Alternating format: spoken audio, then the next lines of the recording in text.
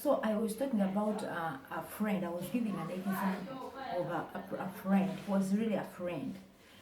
He was an innocent man, so good, with good manners. Even in his life, he never wanted to marry because he didn't want to, any stressful life. So one time, thugs came in this man's house. They chopped him, and the man died.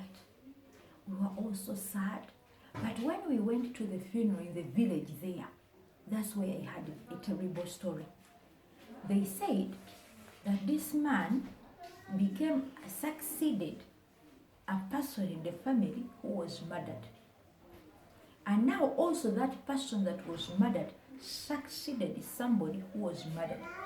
And this murder had gone into about 4 times behind this man. And now on his funeral, they were like, he's next now. Whoever takes on that seat is murdered. Where does this word come from in that family?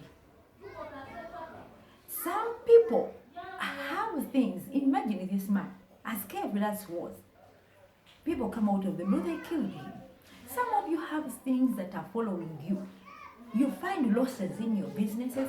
You find your things stolen out of the blue. You just find things, not acting the way they should be acting. And you wonder why. I'm born again, but why doesn't this come? Why is this continuing? It's because there is a legal permission. The devil is standing on to attack your life. So this innocent man, for careful as was, with all the security, was murdered. Now, it's until you go back to the roots. Where did it start from? I told you, for me, the night God visited me, I'll tell you my story with the full night encounter, where God visited me and showed me all those things because I didn't know anything about this. So now, this man, the thing goes to what exactly happened. It could be that these people, from the beginning, somebody invited a sword. How? There was a murder conducted by a certain member of that family way back before these people knew. Somebody was killed, and innocent blood was shed. So a sword comes in. Even these people, at that particular age, the sword comes, it kills them. And there is a style of killing. It is being chopped. So some of you see things coming in your life. As we move forward, as we go in the depth of this, I'll give you some of the examples of things that originate. Like when you see them, they are like symptoms. When you see them in your life and your family, you automatically know that there is some bloodshed in my lineage. I have to go before God and urge out my case. So that's what I will try to explain in the near future as we continue to discuss. Here I'm trying to lay this foundation that you understand very well. You don't need to get confused. It is true you are born again, but now there are things to deal with for you to be free.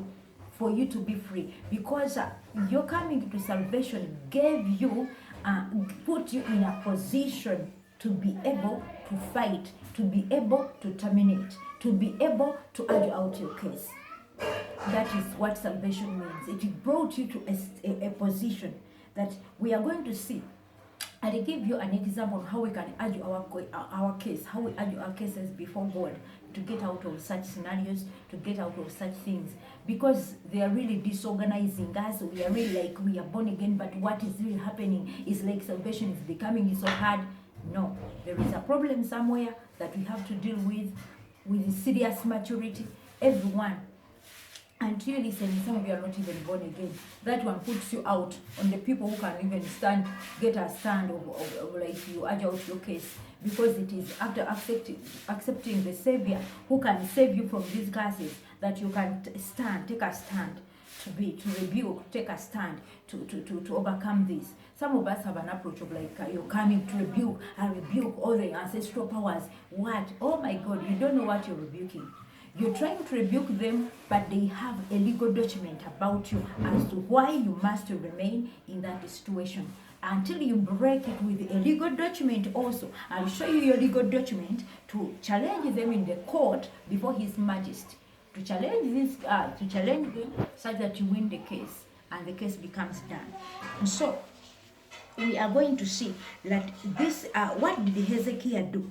For him, number one, he saw the impact of what the forefathers did to the grandchildren, to the wives, as how they were taken to the captivity. Because there was a legal permission of the devil to immediately cause attack on their lives. Number two, he plans to make a new covenant. After you listening to all the things I'm going to talk about to teach you, you have to plan, to make a plan of making a new covenant. Like Joshua reached a point of saying, I and my family, we shall serve the Lord. He was making a new covenant. And now, it is after breaking this old covenant that you will enter into a new covenant. It is out of Hezekiah's discovery of the sins of the forefathers.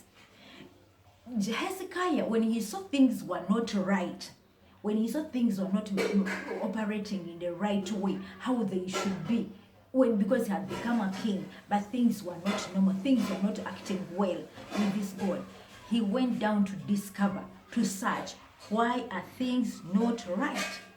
I want each of you, as you listen to me, to do a personal analysis. Why are things are not working well with your life? Why are things not working well with your family?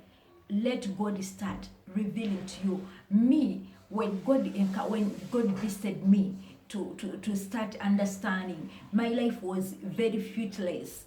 There was nothing good coming out of me until God took me to that point of analyzing, of understanding, of going to the depths of where the problem is. We are going to discuss a lot of things because here I'm trying to dig deep so that you come to an understanding, you come to realize, like Hezekiah, he came to a point of realizing that things are not right. Things are not going on well. You've been with God. You've tried to do all the prayers. You've tried to do all this. You pay the tithes, you pay the offerings, you do everything, but you're forging happiness in your life. You're not happy. You're forging to fit, even to claim the blessings of salvation, but they are not really actual. They're not tangible in your life. Many of us just claim blessings of Genesis, of Deuteronomy 28. Blessed shall be, blessed, all the blessed. Where is the problem? That as much as we claim all those blessings, our life is still remains unblessed, remains entangled. Why? There is an issue we have to deal with, because you will read Genesis, Deuteronomy 28, it has curses, it has blessings. So you'll claim all the blessings as much as possible, and you will not see anything coming to happen because the way is not right. Something is somewhere disorganizing you. So with this covenant of Jesus, we are going to see how to win, to come to another point, to come to another stand. So the actions and behaviors of our forefathers remain as seeds, curses, or blessings in our lives. So I'm going to start with seeds. Let me start with seeds. Let me tell you, life is governed by seeds and harvests. From those seeds we sow each time and each day. Our good or bad actions, words, behavior, thoughts remain as seeds planted in the lives of others on our behalf, to germinate and to bring upon more harvest to us and our children and to our great children. Each of us every day, what you speak, what you think, what you do, what you say, you're sowing seeds to others. You're sowing seeds. Many of us are just connected to, like, sow seeds of money, sow seeds of this, sow seeds of this. Yes, many of us are sowing, and really we are reaping from what we are sowing. But we have not seen how we have been reaping from the bad seeds we've been sowing. Personally, ever since God taught me these things, I've seen a lot of things in my life, and I tried to become careful with my life, though it's not so easy. Knowing that everything I say to a person, everybody actions I do,